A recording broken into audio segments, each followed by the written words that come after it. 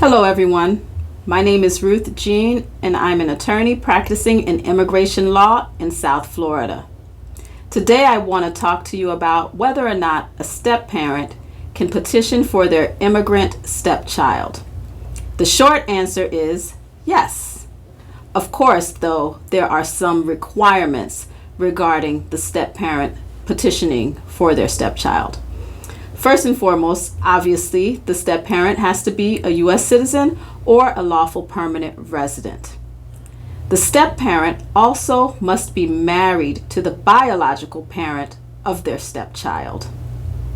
Next, the stepchild must be under the age of 18 when the step-parent and the biological parent marries. Lastly, the stepchild cannot be married. These are the requirements for petitioning for a stepchild. If you or someone you know has any questions regarding this particular issue or any other immigration issues, please do not hesitate to contact us at 954-278-9332.